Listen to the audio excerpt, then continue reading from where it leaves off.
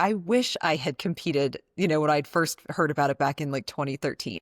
I mean, then I would have been Okay. competing for a decade. I was just like, oh, like, don't wait. Like, just do it. Like, get up on stage. Like, you will love it. Like, you'll enjoy the experience and just like take it all in. And you never get to do your first show twice. So, I think back to someone asked me just recently if I was really nervous at my first show. And I said, I wasn't because it was just all kind of coming at me. Like I was just like taking it all in. Like I didn't even like sure I got shaky when I got up there when I was actually on stage, but standing backstage, I wasn't really that nervous. I was just like letting it happen. And I wish I could have that experience again, because once the glass ceiling is broken, it's broken forever. Like Yeah, you then never get it's that like, back.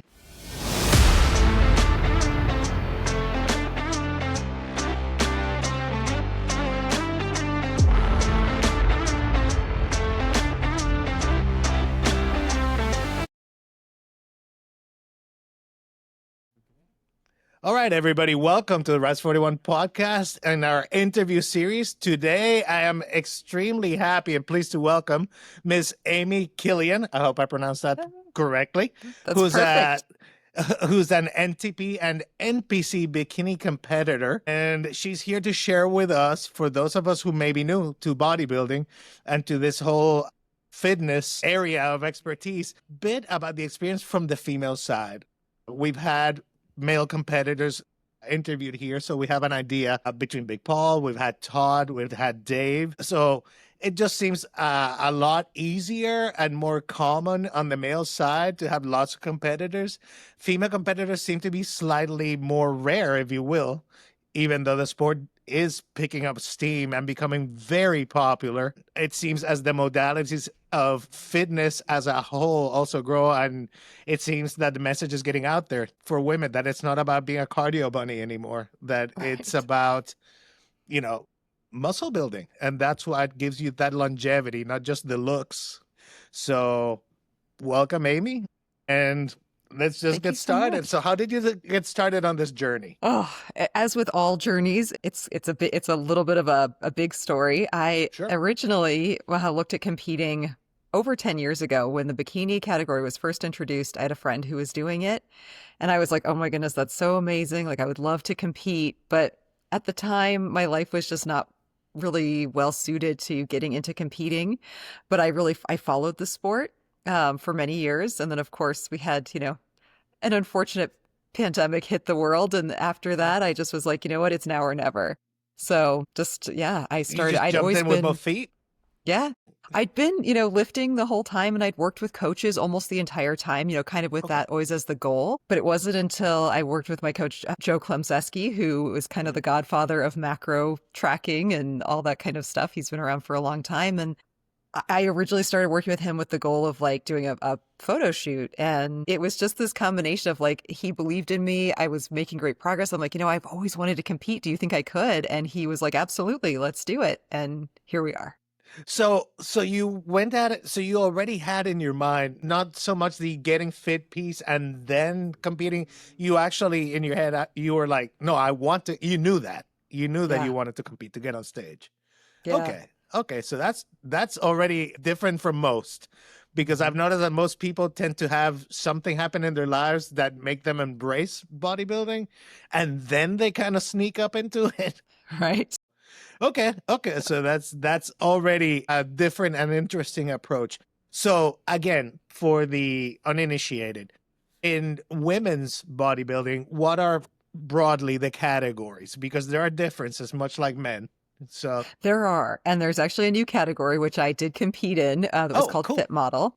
Okay. Yeah, I competed in Fit Model. The very first Fit Model show ever in the state of Colorado, I competed in. I won't stay Fit Model. I am going to go back to bikini, which is what I Uh-huh. competed in for the past few years.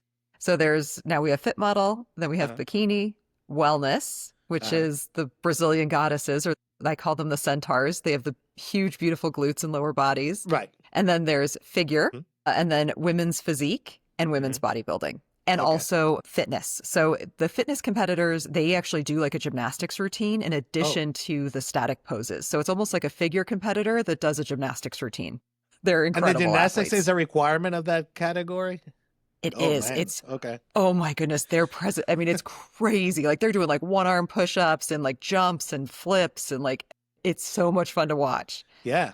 Yeah. So there's a performance aspect. See, I didn't even know that. That's Yes. the so from a physique from let's say more smallest, more natural versus more enhanced, let's say, what would be the order of from entry level up until that open class, if you will? How does that work again? Yep, that's the order I said them in. So it's fit Uh-huh. model, bikini, wellness, figure and fitness I'd put on that same level. Uh-huh. Then women's physique Uh-huh. and women's bodybuilding. Gotcha. And women's bodybuilding is when you think like it's no limits. This is the all Yeah. out super class. Okay. Correct. Yep. They are beasts among women. I mean, and not in a bad way. I mean, they are people who can push it, who have the ability and the structure to just carry a lot of muscle on their frame. Right, right. And definitely like anything, and we can talk openly about it. Some divisions may be more appropriate for somebody who's open to enhanced bodybuilding. Let's say that. Yes. So, because again, same as the men. Yeah. The open class is, the juggernauts, the guys that look 3D and look like mutants. Yes. And I would say there are no natural competitors in the pro league of any category Yeah. for women. But specifically anything women's physique and women's bodybuilding, they are not going to be unenhanced athletes in those divisions ever. Okay, so let me ask you, what was your first exposure to bikini competition? Was it something you mentioned that you've been looking at this for a while. So how Yep. did that come about? Like, did you see it in college, or how did it pique your Nope. interest? It was two things. So the very first thing, I was working with a trainer, a local trainer, and he said, would you mind coming in on this X day to do a leg workout with this bikini competitor of mine who needs a little bit of motivation? Like she just wasn't great working out solo. Like she needed someone to kind of push her in her Yeah. workouts. And I said, absolutely. It was a day and time that worked for me. So I said, sure. Well, so I met this woman and it just so happened like she would walk to the gym, but she lived like on my way home. So I ended up a lot of times, it became winter, I'd give her a ride home. So she and I, would chat in the car and I got to kind of learn that process from her. And then very soon after that, a very good friend of mine, the guy she was dating was a bodybuilder. He competed at NPC and he convinced her to do this new category, this bikini category. So Uh-huh. kind of there was those two things that happened within close succession of each other that gave me this introduction to what this was. And then, of course, I went to the show that this girl that worked out at my gym was in, and I was like, this is incredible. Like, I want to do this. Gotcha. So what would you tell if you have somebody come up to you at the gym, say, like another woman come up to you and say, like, I'm thinking of doing my first show. What, off the top of your head, what would be your advice? How would you kind of like set that person on the right course, if you will, if you could? I would tell them to do it and not wait. And people do, people will say to me like, oh, I could never do this. I'm like, yes, you can. Like, you can absolutely do this. Like, you just have to do it. Don't overthink it. Like, just get a coach, definitely get a coach, get a good coach, and just get up there and do it. I mean, it's So an amazing community. It's never a perfect time, right? Basically. No. Like, it's like when they tell you about, like, switching jobs or having children or getting married. There's never a perfect Yes. time. No. And the time passes. And that's the other thing. Like, I wish I had competed, when I'd first heard about it back in like 2013. Like, I mean, then I would have been Okay. competing for a decade. I was just like, oh, like, don't wait. Like, just do it. Like, get up on stage. Like, you will love it. Like, you'll enjoy the experience and just like take it all in. And you never get to do your first show twice. Right. So, I think back to someone asked me just recently if I was really nervous at my first show. And I said, I wasn't, because it was just all kind of coming at me. Like, I was just like taking it all in. Right. Like, I didn't even, like, sure, I got shaky when I got up there when I was actually on stage, but standing backstage, I wasn't really that nervous. I was just like letting it happen. And I wish I could have that experience again, because once the glass ceiling is broken, it's broken forever. Like, Yeah. you never Then get it's that like, back. now you know what to expect. So it doesn't have Yes. quite that, that impact, right? It's like watching your first concert when you're a kid and you're Yes. like, oh my God, this is amazing. And then you see other bands and you're like, they're cool. Right? Yes. I gotcha. So let's see. Other questions that I might have for you. Here's a contrast question example. So in men's prep, usually when men are competing, there's often like an obsession, if you will, with fullness and striations and all that. But I am sure the aesthetic priorities for a bikini competitor are very different. So what would those be? What are you looking for as a bikini competitor to highlight? And how do you manipulate your training and your diet to hit those aesthetic goals? Like, what are you looking to do? What are you looking to present? That is a great question. With bikini, a lot of it is creating the illusion. So you want to really create the illusion of having a very beautiful like S curve when you pose. And a lot of that, you have to have a foundation of muscle for sure, but the way you present your physique is as important as the physique you have, because you can have an incredible physique but not know how to pose correctly for the division, to not emphasize it correctly. And you can also hide flaws, with your posing. So that's really the number one thing. Like, you're looking to kind of create the shape, like looking to have like bigger shoulders, a nice round shape to your glutes. They are looking for, a pretty significant level of conditioning is what we call it, but that means leanness in the bikini division, especially in the national and pro bikini competitors. I mean, there are striations in these muscles, they get very lean. So it's a combination of having a fullness, but also enough conditioning that you are lean enough for the category without being too dieted. It's a fine line. Right. And I was going to ask you about that because so speaking of a fine line, so this is a sport that is about muscle building, fitness, So there's definitely, and I guess everyone has their own idea of what that is, but there's definitely there's gonna be a blur where like something might be viewed as too masculine for a certain division, for example, right? Which is, I feel like the ladies have like it's a double-edged sword almost, because you can go too strong. You might be too muscular for a certain category, say, if you pick the category wrong, which I assume can happen, right? Like you can have competitors that just pick the wrong category and not do as well, right? Yep, it Okay. absolutely can. And it can go both ways with women. You can, especially with this introduction this year of Fit Model, there are a decent amount of bikini competitors that are choosing to drop down a category, to go to a less muscle division because they like more fullness. They like having a little bit more body fat. They don't like getting quite so lean.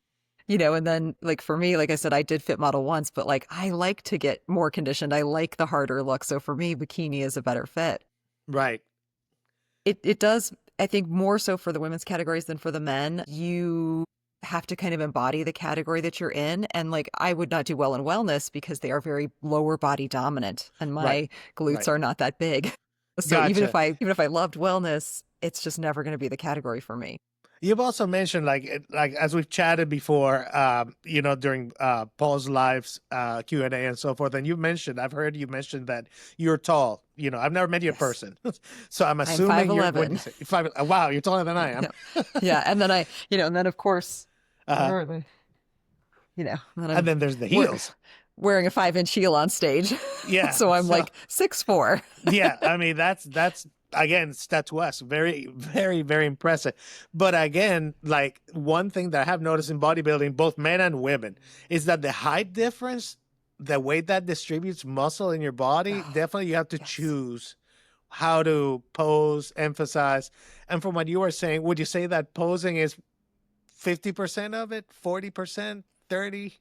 It's a big percentage. Yeah. And like you said, the real challenge being a very tall athlete is just the ability to fill your frame is so much more challenging. But even so, the peak of a bicep, and you see this with the men, I mean, this is why like John Jewett who's like 5'6", looks absolutely massive on stage. Oh, I did not know he was that height. I always assumed in my head that he was like 6'2". He is tiny.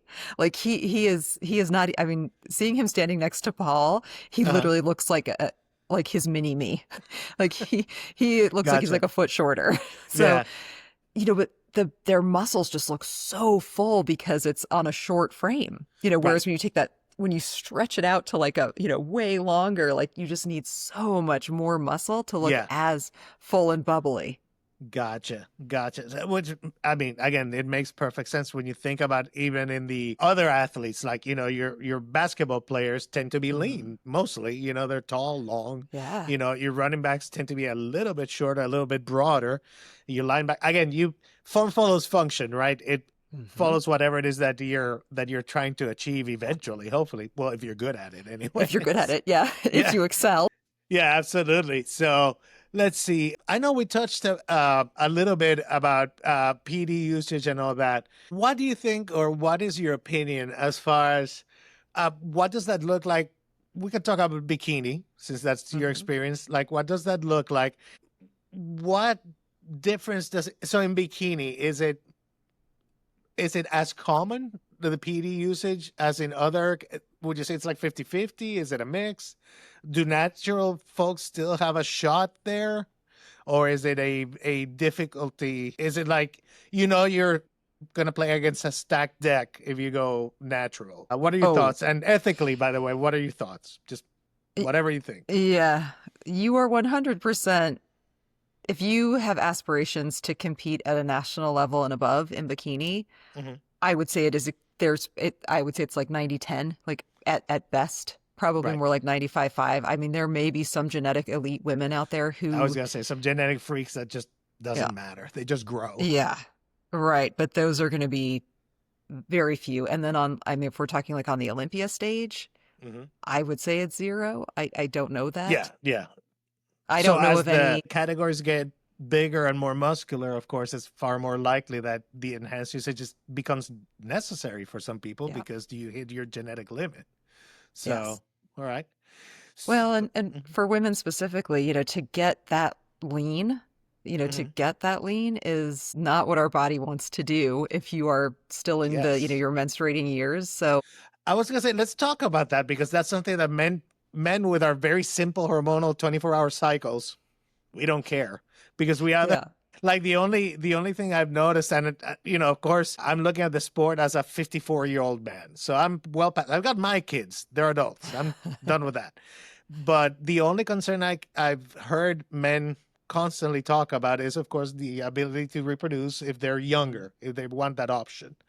But with women that have like their hormonal cycles are far more complex. So what are your thoughts on that? Because I assume that like any extreme sport and bodybuilding can be extreme. There may be I would say some it is. effects, right, to your body. So what are your thoughts on that? Because that leanness, I'm sure, may have a hormonal impact. For example, when you're in contest prep or when you're bulk. I don't know. What are your thoughts? Yes. So amenorrhea is fairly common in all female sports, or Hmm. REDS, relative energy deficiency Oh, in that's really sports. Those are things that are very common across all competitive sports for sure. I think for both men and women, if you're going to pursue any type of enhancement or any type of extreme sport, you should always, if fertility is your number one priority, you need to either really reconsider your thoughts about how far you're willing to push it, and or the great thing is, like, you can freeze eggs, you can freeze sperm. If true. it is absolutely fundamental to your life that you want to compete and want to push it as far as you can, but you also say you want to have children of your own genetics, this is where I feel like there needs to be more education in the sport, and just in general, that like there may be repercussions that you cannot come back from if you decide Gotcha. to go down a specific route. So, like you said, you read up and learn about your options ahead of Mhm. time so that you don't Yeah. end up kind of boxing yourself into a corner later, And you is what should that have a sounds like. coach. Yeah, you should have a coach that goes over that with you as well. I mean, even with my coach, he understands what is of primary importance to me, like, my femininity. I mean, I'm not going to have children at my age, so I'm not worried about fertility, but like there are Right. things that I'm not willing to compromise. And Sure. any good coach should ask you that, male or Okay. female, they should ask you that. Okay. All right. Let's kind of sort of relate it, but let's talk about food and food obsession a little bit. Competitors love talking about food. I'm sure. I'm sure. So how do you so one of the things for people who are not familiar with bodybuilding is that there's this process called contest prep, which is multi-week, which is what we were kind of chatting about earlier. Uh, and it's the evolution from you go from your off-season building phase, if you will, into now I'm slowly carving out my physique to present. at this event. Mhm. So how do you mentally manage? And most of the time, this requires food restriction and management. So in your case, how do you mentally manage like restriction, cravings, any disordered eating during prep, which could happen just due to the demands of the sport?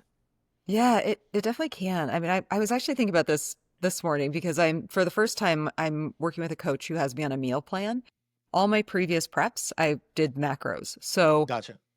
the foods I ate were up to me. I just met my macros. And I think that gave me a lot of flexibility that I didn't struggle with, but a lot of people really do struggle with. The difference of being on a meal plan, it takes some of that mental component out of it, which I appreciate. And I feel like I'll appreciate even more the deeper I get into prep, where I just don't even have to think about it. Like I literally just look at what I'm supposed to eat. I know it's the same every day. Like I just eat those things. He gives you a list like, I want to eat, 4 ounces of chicken and Yep. 6 ounces of rice or whatever it is, and so on. It's that detailed. It's that detailed. Like it's literally everything. I mean, including how much seasoning I can put on things. Like it is literally every Wow. single thing is detailed. Yes. Gotcha. Okay, Yeah. so So, so it removes the decision paralysis potential, mhm. right? Makes it simple, but at the same time, it's restrictive in the sense that that's what you're doing. Yeah, So, it okay. does, like, it takes some of the creativity out of it, and I Uh-huh. think that was so there's good and bad about both things there. Sure. Definitely in the sport, that again, any sport that is physique based or weight based, you look at like college sports that are weight based for wrestlers, for rowers, Yeah, for anything really. Is there going to be the potential that people will develop disordered eating habits? Absolutely. And that's, where I feel like having a good coach and starting off from a good place and having these open conversations about it is the way to not have that happen. And also having a plan, for what happens when you get done with your show, I think is really key. And that's where a lot of competitors just go off the rails. The show is over, the goal is done, and they have no plan at all of how to deal with that. And when you've been in a restricted state for so long, like, yeah, your body wants you to refeed, sure. especially as a woman. We should not be sitting at an extreme, like close to single digit body fat. So Mhm. our body is driving us to refeed. And if you don't have a plan, it can be very easy to just all of a sudden be real far down a bad path that's hard to come back from with eating. Sure. I mean, you hear the stories of people rebounding because they didn't, like you said, they didn't have a Mhm. plan. And I know in men, I heard somebody say like something like 10 or 15 pounds in a week is not uncommon. It's like not Yeah. uncommon at all, so that's something to think about because, we are putting our bodies through like fairly stressful scenarios for extended periods of time. We're working out heavily under calorie restriction. All of a sudden, like you said, the show's over, body's starving. Man, that pizza looks great. Yep. And so does that whole tray of cookies. And then, and Sure, before you sure. know it, like, and then has you up 20 pounds. Gotcha. So let me ask you this again, somewhat related. Do you have any advice or do you have any non-negotiables when it comes to health during prep? Speaking about since we were talking about prep, are there lines that you won't cross no matter what, like extreme restrictions or I don't know? Have you ever had to kind of tell a coach, "Hey, that's a bridge too far"? I haven't. And I think I've Okay. been fortunate that I've worked with really good coaches. Again, that was something I was thinking about this morning. I'm like, wow, like, this is every prep is different. This prep has been different than my previous preps. And I've been really fortunate in that sense. I've always had coaches that were very smart, were very much aware of health. Mhm. I don't feel like any of them would ask me to do something that I was not okay with. Okay, good. And I'm also, yeah, I can't. I mean, I feel like if that was the case, it would be a me issue of of sticking with a coach who was not the right fit for me. Gotcha. Gotcha. Yeah, Okay. All right. So that makes perfect yeah. sense. So, all right, let's talk about how about or what is it like as a beginning competitor? How does this process, because it is involved, like again, for the folks who may be new to this, you have to understand that when you're in contest prep, even if you have a day job or whatever, you're measuring your meals, you're measuring the timing of your meals, you're making sure you get the workouts when you can get them in the way that your coach or your program is set up. So there's a lot of rigorous adherence, shall we say, Yeah.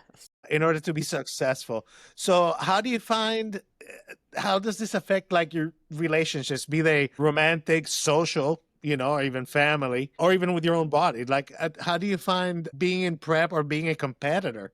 Because, there is an off season that also has its own rules, a little less restrictive, but still, we don't allow ourselves to go crazy, like we were saying. So how does that work for you? What have you learned? How does it affect relationships as a whole, as a competitor? It can affect them in good and bad ways. So I have been in a relationship during preps and I've been single during preps, and there are positives and negatives of both for sure. Okay. Mhm. I had a relationship that ended right after a couple of shows, and Oh man, that's bad I timing. was it was terrible timing. And I'll tell you this, I was not even it was literally 2 weeks after a show, and I couldn't even like process it. Like I feel like it took me until 6 weeks later to even like process what had happened. Like Sure, sure. you just can't, like when you're that depleted. And I didn't know either. That was my first competition season. So like I Uh-huh. didn't know what to expect. And then if that happened, I was like, wow, like I don't even, I can't Yeah, you've even never process experienced it, so this. you don't have Yeah. a mental preparedness plan, if you will, of like, well, if this happens, this is what you do. So, Yeah, oh no, I had man. no idea. But I think having been through a lot of preps now, it's a lot easier for me to explain to the people in my life, be that a romantic partner or, luckily, the people I work with are amazingly supportive. Like I feel like I couldn't do this without my assistant. Um, So you she share is this just with the so people that you supportive. work with. They're aware of what you do, of 100%. your, Oh, yes. yeah, which is probably the Yeah. smartest thing. For Yeah. the record, I do the same in my office. Yeah. There's no, because the first time I brought out the Tupperware, you know how it is in the office. They're like, what is that? You Yeah. know how it is. So you have a supportive work crew and environment then? Yes, I Okay. do. And that, is really key. And it's still hard. I mean, there are definitely times, when you're deep in prep that you just don't have the mental space or energy to do Yeah. things. But what I do encourage people to do is to find or to just not, we're such a food driven, like, socialization is so driven by Yes. food in a lot of senses. Yep. And I tell people this too, like, I never feel the obligation to make a situation about food, even if other people are. Like I don't care. I'll go out to dinner with people and not eat. Like I don't care. Right. Like I really don't. And but then again, there are times where I do not do some social things when I'm really close to a show, just because I know that I'm not my best self in Gotcha. that So it's not the moment. temptation of the food or anything. It's that No. you are in a depleted state. And when we're in a depleted state, emotions are a little bit more raw. And, Yep. you don't have the bandwidth, if you will, to Correct. handle things that normally wouldn't even trip you up. That you'd be Yep. like, oh, yeah, it's no big deal. I Yeah. gotcha. Okay. Yeah, it's not the craving of food. Like I don't care. Like eat cake right in front of me. Like at that, that doesn't bother me. It's more just like, can I even like, do I have the ability to want to get dressed up right now? Yeah, yeah, yeah. Do I want to put on makeup and do my hair right Yeah, now? Or like I'd not rather just really. sit here and just watch Netflix and relax. Yes. Like I have to But food prep. I got to get the rest of my steps in. Like I can't. so we were talking, so you have a couple shows under your belt. So how do I put this? So imagine, if you will, let me paint a picture. So after the 10 fades and the show's over, right? Do you have a specific methodology that you've developed now to dealing with that post-show rebound, the physical we kind of alluded to, but also emotionally? You were also alluding to that, for a while there, you're not 100%. It takes a while for you. It's not like the next day you just eat a meal and magically, boop, all the hormones are No, good. The brain is good. no. So do you have, so how do you deal with that? Just your experience with the post-show rebound physically and emotionally. Yeah, they're both hard and they're both hard in different ways. I think not putting expectations on yourself. And the big thing, I think a lot of people do think that they're going to just snap right out of it. And not even so much the competitor, it's the people around you that think that. So Oh, that is a lot of the reason why I feel like, I had that relationship end several years ago at the end of a prep, because, they didn't know. They didn't and know they what to wanted, expect. And you didn't know. So I didn't know, but you can tell. they wanted to go out to dinner the very next day and like all this stuff. And like, I wasn't there, like Yeah. yeah. So not putting that expectation on yourself, like don't plan like a big trip right after your show. Like don't plan to go on vacation. Like you give yourself a couple weeks to kind of feel okay. again, like you said, the tan has faded. You Uh-huh. might have lost some fullness, like you need to start kind of getting back to normal before you put pressure on yourself, especially in like a social situation. I've many times done shows that ended like right before a holiday, and that can be hard too because there's so much, again, that food pressure around holidays. And then, that can be challenging as well. So timing your shows and then just preparing the other people around you for the fact that, like, you know what, it's gonna take a couple weeks for me to feel like myself again. Yeah. Yeah, I can Like, imagine. I mean, yeah. again, it's weeks long process that we're going through these changes gradually, right? As we approach. Mhm. And then all of a sudden, like you said, it's over. And now what are the rules? I mean, you may have some, you may Yeah. develop some, but it's definitely not as clear cut. And let me ask you a question. Do coaches help you post show? The Is that good something coaches do. Yes. there we Your go. coach should. Yeah. Yes. Your Like your prepare coach you for that 100% to get should. off the roller coaster and walk you off the ride. I gotcha. Yeah. And Okay. not, your coach shouldn't, like, you should, and I mean, this is also something that a coach should insist upon as well. Like, no coach should like end their coaching at your show date. Like, they should insist that you stay with them for at least, I would say, 6 weeks after your show, just to make Oh sure that wow. you're kind of reversed back out and that you're doing okay. And then at that point, if you wanted to, do it on your own, I think that'd be fine. But you're not in your right headspace, and you need that. You need somebody who kind of has been through it before to like ease you back in to normal Gotcha. life. So along those lines then, and we've already established there's the off season to prepare to like kind of build in whatever way you and your coach, I guess, decide is best for you. We're all different. We all react differently to different things. And then of course there's the contest prep part, and then there's the actual show. With your experience, would you tell people once they have a show under their belt and they've kind of, like you said, broken the glass ceiling, would you do more than one show a year? Would you ever consider doing multiple shows in a year? And I if always so, have. how? Yeah, I always have. Okay. But it's a little bit different for women than it is for men. And it's also a little bit different. I would say the more muscled your category requires, the harder it's going to be to peak multiple times Right. and to optimize your peak. I mean, we saw this even with Derek this year. His look at the Arnold was a winning look, but he lost. I mean, he was in, third place at the Olympia. Right. Right. Yeah. Yeah. So, that's how much improvement he made in those like 10, 13 weeks in between, or was it like 13ish weeks in between Yeah. those? Not a huge amount of time at all. Yeah. Yeah. And then from the Arnold, then that almost that same amount of time to Pittsburgh where he lost again, so well, he won to Nick, but then he won to Nick. He did win to Nick. Yeah. Are you Yeah. Team Derek or I'm like Team back Nick? here. Yeah. Oh, You that's a don't have tough to say it in question. public. You can tell me later. No, you know what? It's a tough question because we haven't really, I would say this is a different Nick than we've seen before. Right. Right. So I mean, I think if I was a betting woman, I would probably, if Nick stays as good as he's been, I'd put my money on Nick. I agree with you, Yeah. actually. I Yeah. agree with you. I That think dude he has a looks more complete incredible. package. Yeah. Yeah. No, he looks like there's not an area that you can point at and go like, you need to improve that. I Right. can't think or see. Not that I know. I'm a neophyte. I'm new, but even then, but I do have a graphics and art background, so at least I have an appreciation, right, of anatomy. But as far as from a enhanced human maximum that we can do, I can't imagine what he could improve. Honestly, Yeah.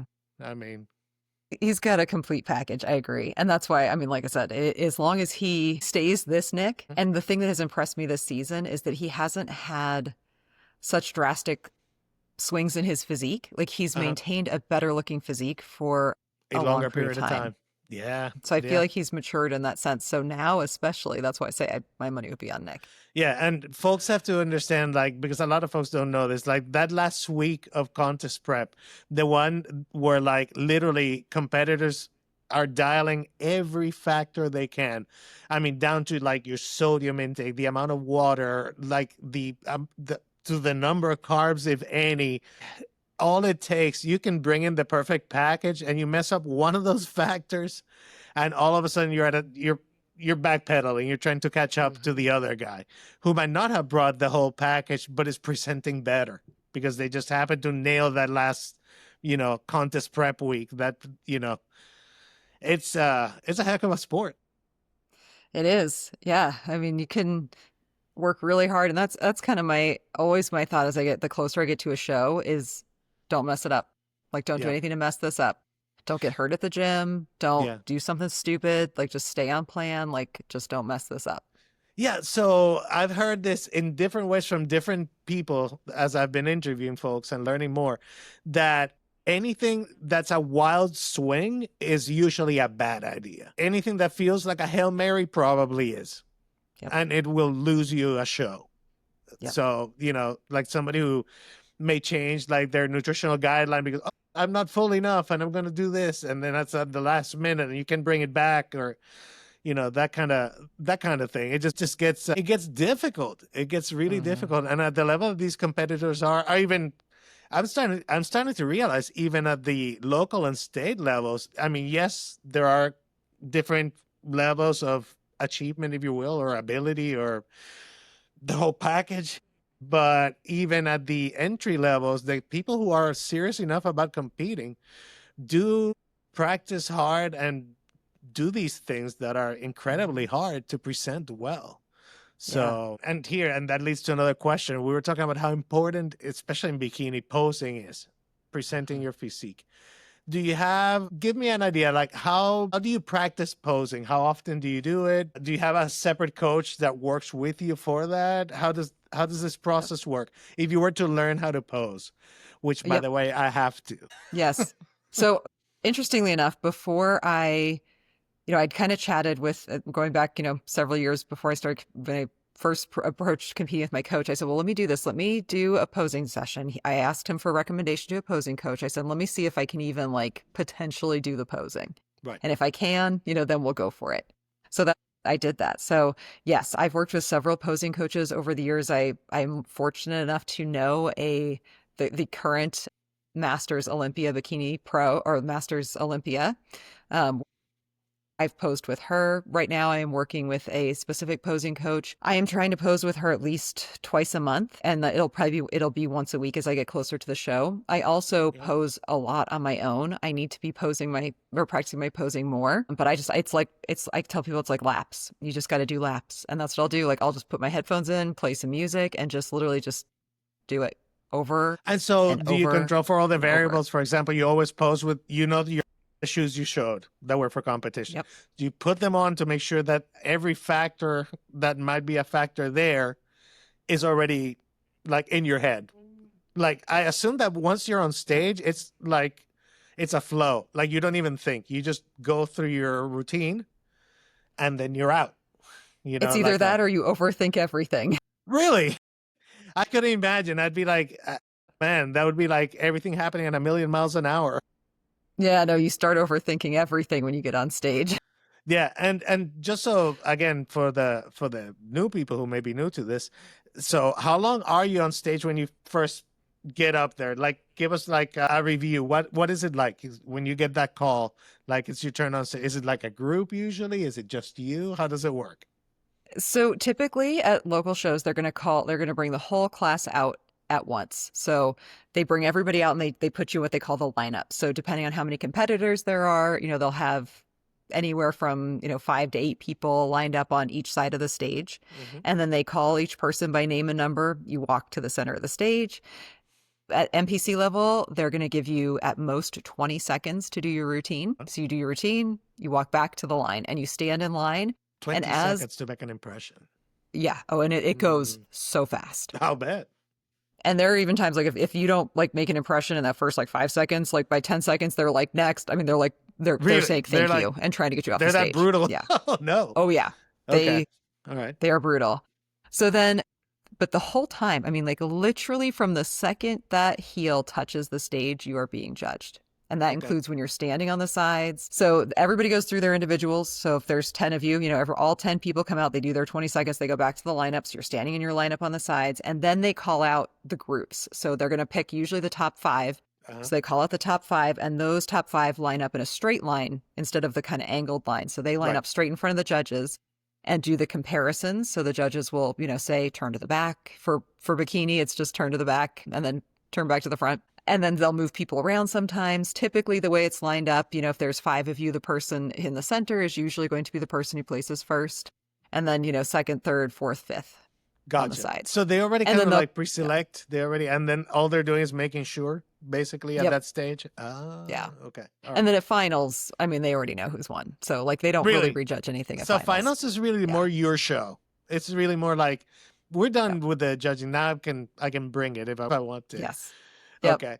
Have you ever seen, do you have any stories of like really good presentations that you've seen, as well as I imagine horrifically bad ones, perhaps? Have you seen both sides of the coin, if you will? Yeah. I mean, on a local level, there's always going to be a few competitors that kind of give you the cringe, that Hmm. are just like their posing's bad or they're just being, especially in the women's categories, like they're trying to like sexualize their routine in a way that's just kind of off-putting. Like they're Rather than winking. pure aesthetics.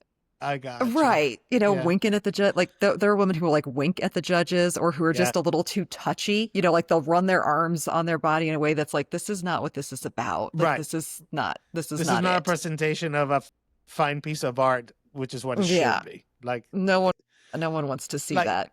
like in my head, I don't know about you, but in my head, it's almost like you could replace the competitors with like classic Greek and Roman statues, and Hmm. we're judging which one the sculptor did the better job. Which, by the way, you're the Yes. sculptor, basically. Exactly. Yes. Yeah, that Yeah. is absolutely true. Like you're just presenting the art, right? Like you are the Right. art. Right. Yeah. And it doesn't have to be sexualized, because then, then it's not art. Then you're somewhere else in the entertainment Yep. world. That's not art. That's not fine Yeah. art. So, Exactly. okay. So that unfortunately you see with the women. I've never seen that happen with a male competitor. Because it doesn't sell, because we're No. not that smart. Oh, trust me, it doesn't sell with the women either. It just Yeah. comes off as weird. Yeah, it It's just like come this is off not the as, place well, for it's it. inappropriate, right? It's just like, Yep. you know, it's like cursing in a church. You just Yeah. just It's like don't do no. that, Yeah. No. No. So okay, so another question for you. If there is a lie that is told to women as far as what it takes to win as a bikini competitor, is there like a misconception or a lie that you found like consistently, like people assume that to be a bikini competitor you have to do this, that, or look this? Any misconceptions like that at a high level, or Yeah, I yes? would say a simple one, yes, is Uh-huh. that a lot of women think they have to have breast implants, and that's Oh, absolutely not okay. true. Okay. Um, No, so this is interesting because, again, we are talking about a field where enhancement of all kinds is kind of part of the game, or can be part of the mhm. game. Fairly. Everyone knows. It's not like Yeah. it's not an unfair advantage, because everyone knows, and everyone who's there decides. They put on their big girl or big boy pants and make a decision as to what they're going to do. And to each their own, by the way. That's none of my business, nor am I judgy. As a matter of fact, I'd say, like, as a biohacker, I'll argue strongly that everyone has a right to do whatever the heck they want with their Yeah. bodies. Be it for Yeah. performance or longevity or both. That's on them. But in any case, so yeah, it had occurred to me that is it's an investment you can make one time, maybe, I guess, Oh, it's as a not one woman. time. Oh no, No, you know, it's not a one and done surgery. man. See, and I would think about. See, this is why I'm a guy and not a girl, because I'd be like one and done. Like, Is not. yeah, and I guess and I guess now, as you say it makes sense, because say you develop your physique where your muscularity all of a sudden is even bigger. So what worked proportionally before, now you have to bring the aesthetic with the larger, different muscular package. So I guess you got to play with that. I hadn't thought about that. Good point. That's a very good point. Yeah. What Well, and about even other aesthetic procedures? Are those common? And is that something that can win you a show? Nose work, cheekbones, fillers, that kind of stuff? no, I would say the other types of things that can win or lose you a show are going to be site optimization injections or SEO. They're definitely used. I had no idea how common they were in the female side of the sport. I thought that was just something that men did, but it is definitely something that does happen in the women's Wait, we do categories this? as well. I Yeah. was unaware of that. So site enhancement. What was Yeah, it? so it's like synthol or their oil injections into the Yeah, muscle. gotcha. CO. Yeah. Yeah, yeah.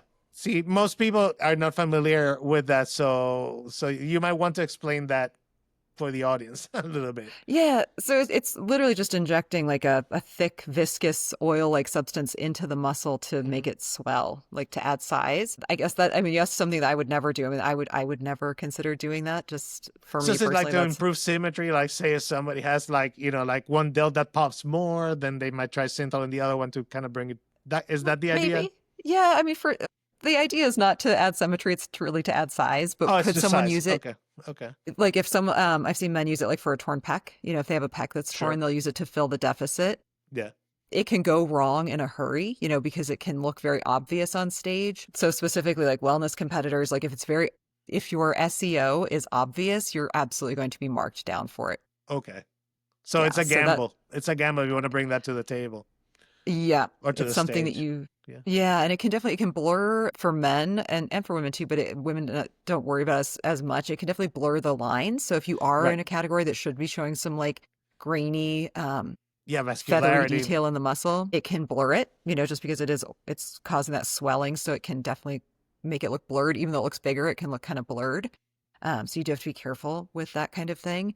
That is something that, like I said, you can definitely be marked down for if it does not go well.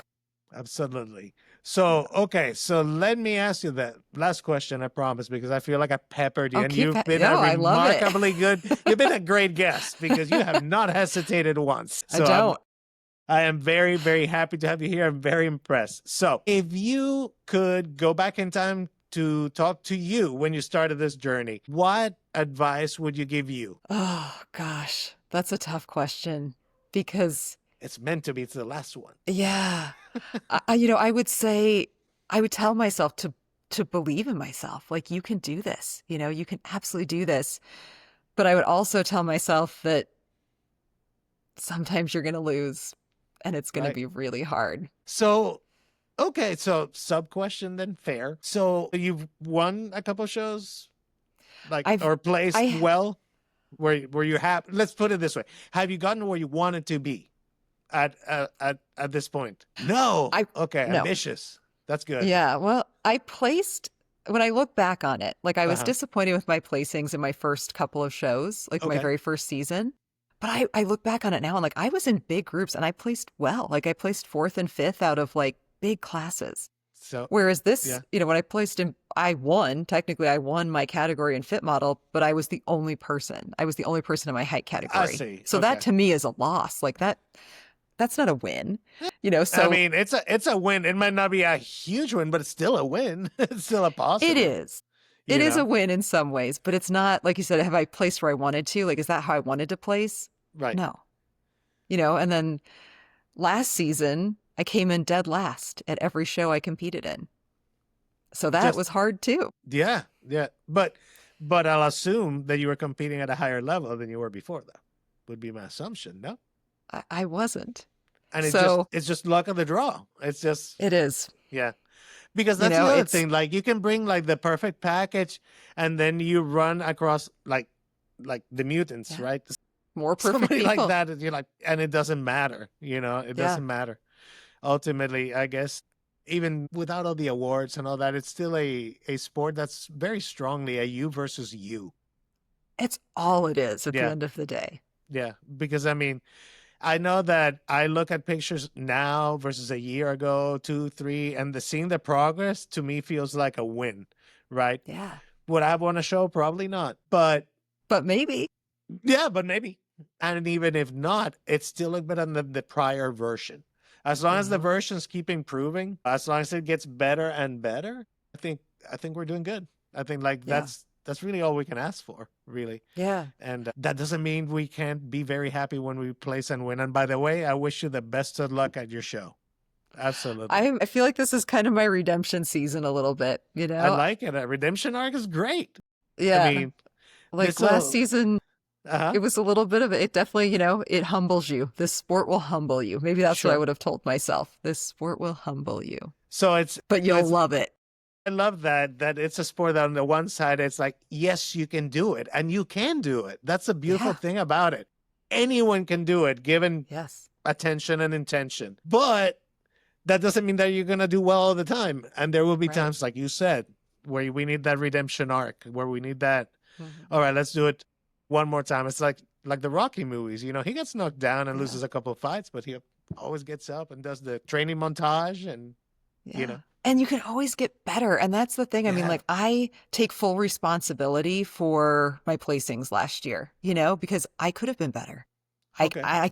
It's not that I could have been, it's that I can be. Like, I can practice my posing more. I can work on my presentation. Right. Those are things that I can absolutely improve on. I can make improvements in my physique. Yeah. Like I said, it will humble you, but it's the best thing you can do. I mean, because you can always do better. Like, you absolutely can. Yep. And I keep thinking it's an exciting time for us and for the sport because right Yeah. now we're knocking on I feel I'm somewhat involved in the medical field tangentially in the whole biohacking thing. And I feel like we're within 5 or 6 years of like really things that will fundamentally change how we age and Hmm. how our not just the age piece, but the wellness as you age will extend, Yes. right? Because I mean, I look at pictures of my dad at this age, he looked like a little old man. He had like no muscle Right? tone. Like they used to smoke back then all the time. He was short of breath, that kind of stuff compared to the people that age now. I can only Hmm. imagine like it's going to get better. It's going to get better Yeah. and better, which means that we have decades now to work at this craft to Yeah. get ourselves better. I agree. And I also work in the medical field, and we did a podcast episode a couple of months ago that I called The Future of Plastic Surgery. And it Oh, was like wow. a quiz, like, do we think that this will still exist? Do we think that, this surgery will still exist in 10 and 20 years? And the biggest thing that I see that I'm Uh-huh. excited about as a master's competitor Yeah. is the improvements we're able to make in like skin texture and tone and Sure. those kinds of things. And like the muscle building component of it, yes. And like you said, keeping that vibrancy through age. I mean, like it gives Yeah. us more decades. I mean, if you look at the national level competitors in the masters category, I mean, these men and women in their 60s and 70s, I mean, they Yeah. look incredible. Like, Actually, Paul inspired me with that. Like because yes, in my head, I was like, why should I even try? And he was like, dude, I got my pro card in my 50s. You realize? And it yeah, made me, it kind of like, when like you said, like, I guess if you think about it, anything is possible if you push hard enough. It won't be easy, nope, but it's possible. nothing So good is. yeah, nothing worth having is easy. If Yeah, I it's saw easy, it ain't worth having. exactly. I saw it was a little sign in the window of a store recently that said, I'm going to butcher this. It said something like, things are always tough before they're brilliant. That's what it was. And then it Yeah. said, ask any diamond, Yeah. That's that's so true. Absolutely right? true. I Talk love about that. pressure. I love that. Yes. That's a great thought. And with that, it's a great thought to end the episode. Amy, you have been an amazing guest. I hope we Oh, get to do it thank you. again. I hope I Yes. interview you after your wins, is what I'm hoping. You know? Yes. Well, we absolutely should, because we're on similar prep paths. So we should Yeah, stay, we should, and no matter yeah. what happens, for sure, we'll keep an eye and we'll keep tabs on each other and Yes. hold each other accountable online, if you Yes. will. Yes. But we'll get it done. We'll get it done. I'm aiming for the first time in my life to be at 7% body fat. We'll see. Even if I don't get off stage, if I do that, I'll count that. That's in the win column. Oh, You know, it's absolutely. Yes. gonna be That is an crazy. achievement. And for you, you will place well. That's gonna happen because you're gonna bring it. Yes. You're gonna bring it at these events. So As much as I can. yeah, 13, 14 Mhm. weeks, I guess 12 weeks. Way too Yikes. close. Yikes. Yes. It'll be fun and you will do great, Amy, for sure. You will do great. So, Well, all right. Well, thank you. thank you, everyone. Smash the buttons, subscribe, like, all that good stuff. I'm going to put Amy's information if you want to follow her vlog, which is phenomenal. She shares nutrition tips, sleeping, everything, wellness, as well as the resistance training, the exercise. It's all there. So, folks, if you're interested in seeing like a detailed look at the life of an NPC bikini competitor, strongly recommend that you subscribe and check it out because you're putting a lot of good content out there, Amy. Absolutely. Thank you. Thank you so much. All right. Well, thank you, everyone. And, have a good night. Hope you enjoyed the show. Bye-bye.